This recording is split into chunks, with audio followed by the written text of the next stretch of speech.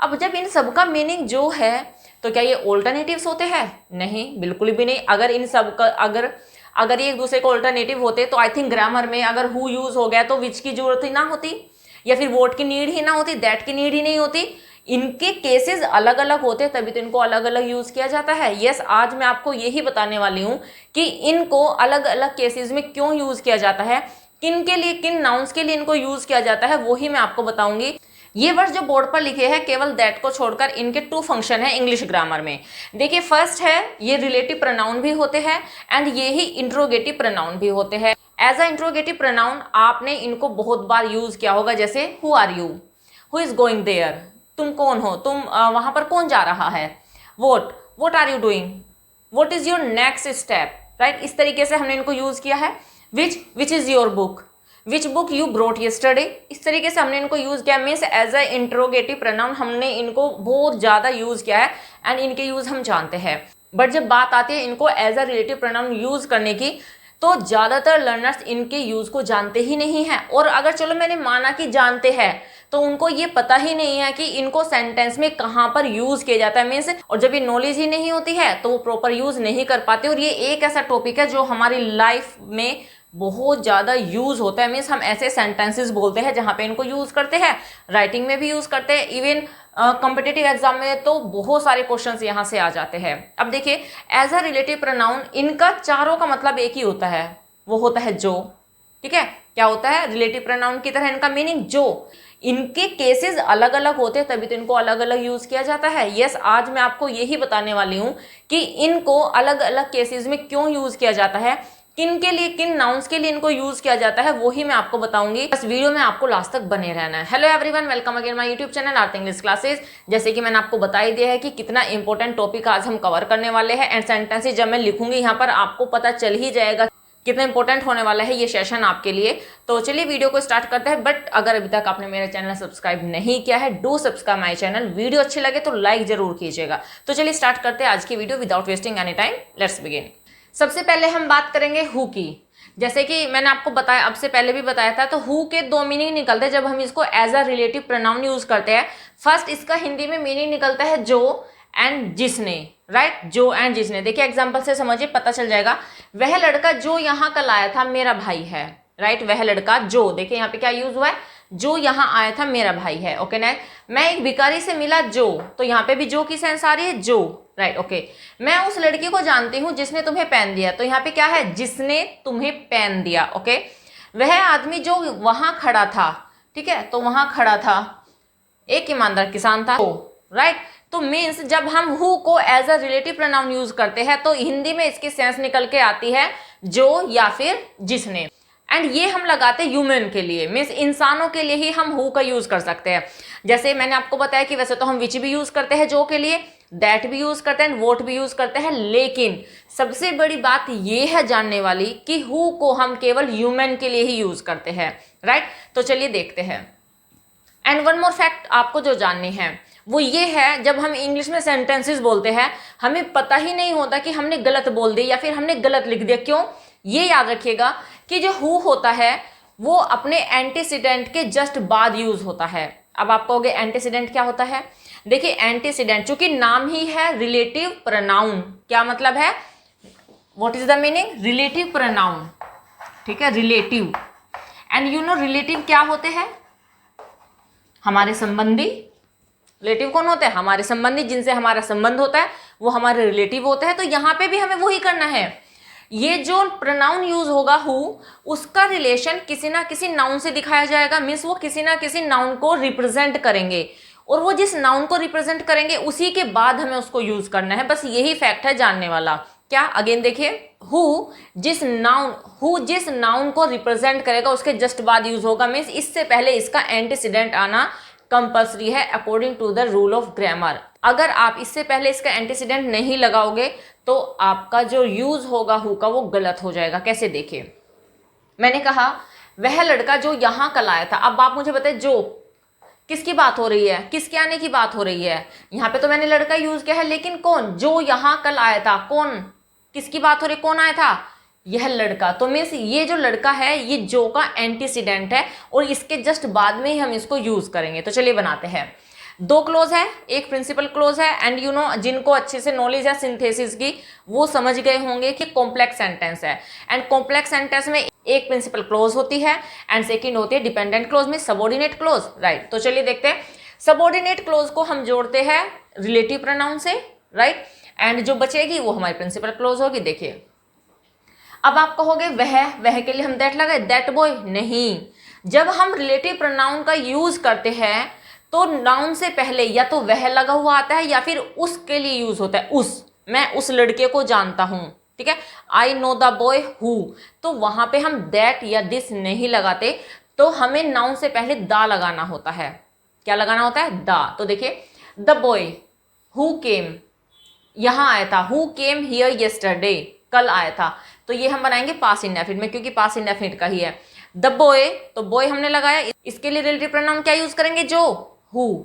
The boy who came here yesterday was my brother, the boy who came here yesterday was my brother. Okay देखिए the boy who came here yesterday was my brother, तो देखिए who का relation किससे है?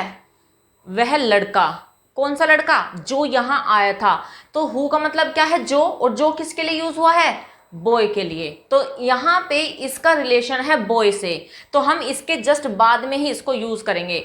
अब बहुत सारे students क्या करते हैं, वो ऐसे करते हैं, the boy was my brother who came here yesterday, ये गलत हो जाएगा। अगर आप सेंटेंस को ऐसे लिखते हो, the boy was my brother who came here yesterday, गलत हो जाएगा, टोटली इनकरेक्ट होगा, क्योंकि ए फैक्ट आपको याद रखना है कि रिलेटिव प्रोनाउन हमेशा अपने एंटीसीडेंट के बाद ही यूज होता है, मीन्स वो जिसके लिए यूज हुआ है वो उससे पहले आना जरूरी होता है। यही रीजन है कि हमने हु को यहां पर लिखा है। ओके नेक्स्ट देखिए, मैं एक भिखारी से मिला जो अंधा था, तो ये जो कौन है? कौन था अंधा?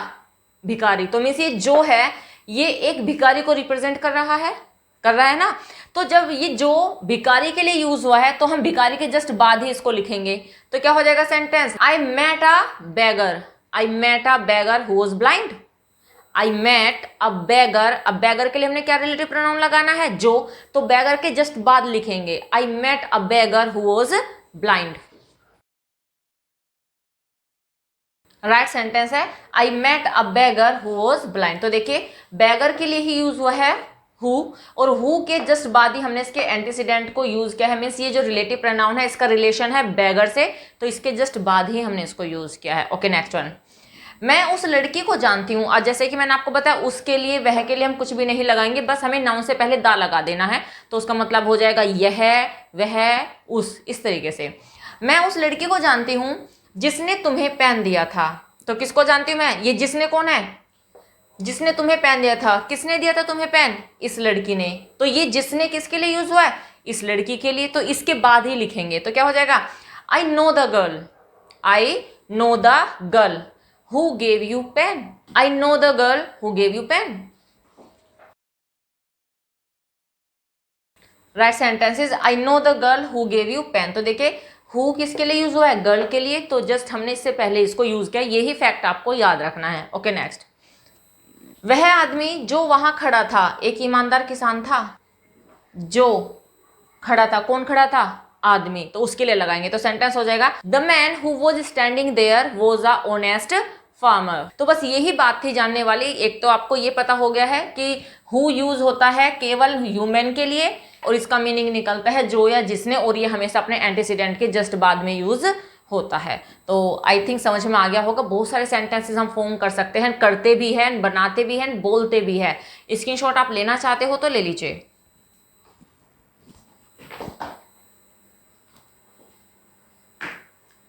तो चलिए अब विच को देख लेते हैं। नेक्स्ट है विच।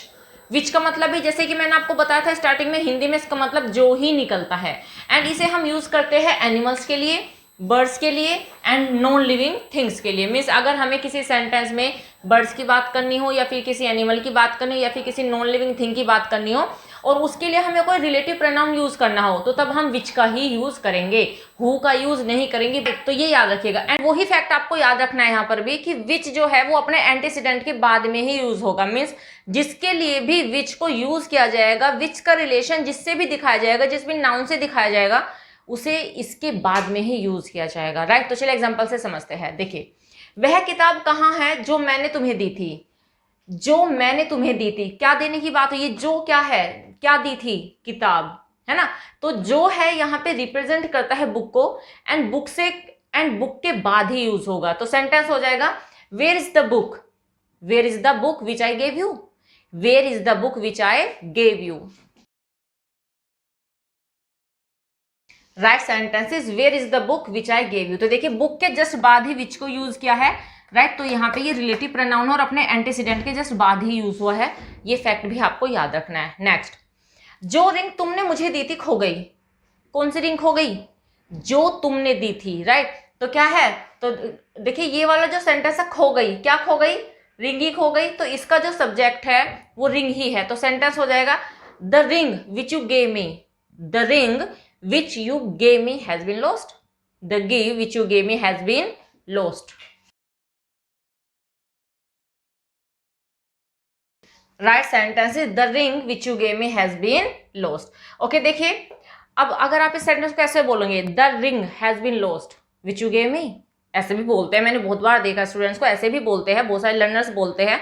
तो क्या बोलते हैं, the ring has been lost which you gave me, तो वह रिंग खो गई जो तुमने मुझे दी थी। अगर आप ऐसे बोलते हो या फिर लिखते हो, ये टोटली इनकरेक्ट है। एंड होप आपको समझ में आ गया होगा कि इनकरेक्ट क्यों है। वाई, बिकॉज रिंग के लिए जो रिलेटिव प्रोनाउन यूज हुआ है उसको हम बाद में कैसे लेके जा सकते हैं, उसे हमें उस नाउन के जस्ट बाद ही यूज करना है, मीन्स उसके एंटीसीडेंट के जस्ट बाद ही यूज करना है। तो आपका सेंटेंस ग्रामेटिकली बिल्कुल करेक्ट होगा। ओके नेक्स्ट, वह पेन जो तुमने उसे दिया था उसने खो दिया, वह पेन जो तुमने उसे दिया था उसने खो दिया। अब देखिए उसने खो दिया, यहाँ पे हमारे पास सब्जेक्ट है, जबकि यहाँ पे सब्जेक्ट नहीं था, खो गई, रिंग खो गई, किसने खोया नहीं पता था, इसी वजह से ये सेंटेंस लास्ट वाला बना था पैसिव।